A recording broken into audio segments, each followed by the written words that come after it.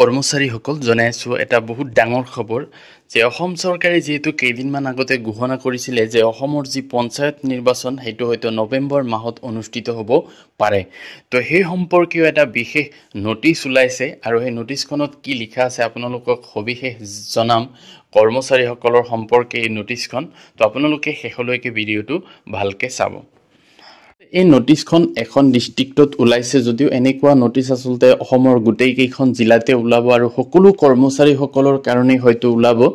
যে এই নোটিছখনত আসলতে লিখা আছে কি আৰু কি কৰিব লাগিব সবিহে মই ইয়াত দেখুৱাইছো যে এই নোটিছখন আসলতে বৰপেটা ডিস্ট্ৰিক্টত ওলাইছে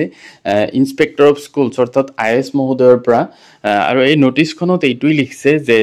সৰকাৰি যিবিলাক ধৰক হাই স্কুল বা হায়াৰ সেকেন্ডাৰী স্কুল আছে সেই সকললৈ আৰু এনেকুৱা নোটিছ হয়তো ব্লক এডুকেশ্যন ব্লক যিবিলাক আছে তেওঁলোকলৈ পঠাইছে আৰু এটোত বিশেষকৈ লিখিছে যে হাই স্কুলত যিসকল ধৰক কৰ্মচাৰী আছে বা শিক্ষাগুৰুসকল আছে তেওঁলোকৰ যাতে নামৰ লিষ্টটো মানে আইএছ অফিচত জমা দিয়ে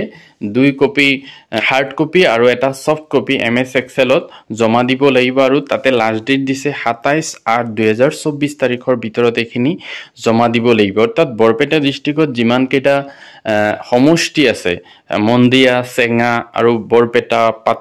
পাকা বেদবাৰী একেটা সমষ্টিৰ যিমান বিলাক ধৰক হাই স্কুল আছে সকলো হাই স্কুলৰে যিসকল শিক্ষক আৰু কৰ্মচাৰী আছে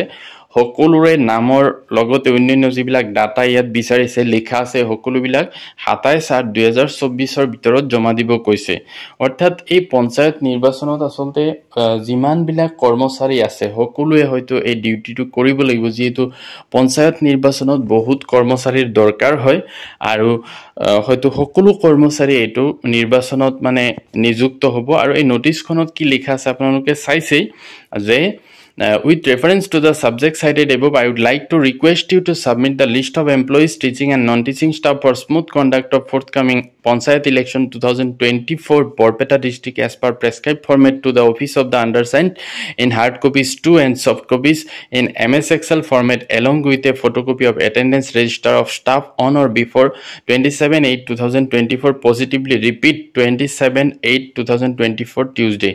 অর্থাৎ এই 27/8/2024 তারিখ আগতে এইখিনি জমা দিব কৈছে যে যিমান বিলাক ধৰক শিক্ষক আৰু কৰ্মচাৰী আছে সকলোৰে নাম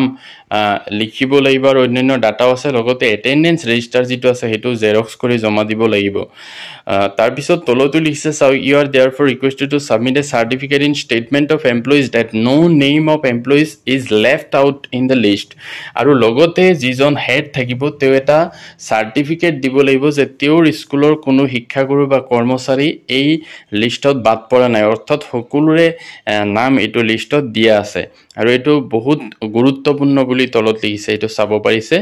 লগতে এই ডিক্লেৰেচন সাৰ্টিফিকেটটো এটো দিব লাগিব হয়তো কেতিয়াবা এনেকুৱা হয় যে দুই এজন শিক্ষাগুৰুৰ নাম নিদিয়ে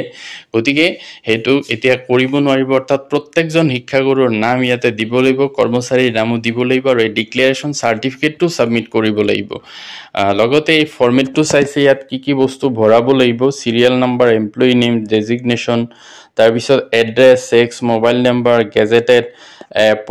এপইন্টমেন্ট টাইপ তাৰ পিছত ইজ BLO এইজ তাৰ পিছত ডেট অফ সুপাৰএনুৱেশ্যন এই সকলোবিলাক ভৰাই পেলাই 27/8/2024 তাৰিখৰ আগত জমা দিব কৈছে গতিকে হয়তো অসমৰ গোটেই বিলাক জিলাতে এনেকুৱা ডাটা বিলাক মানে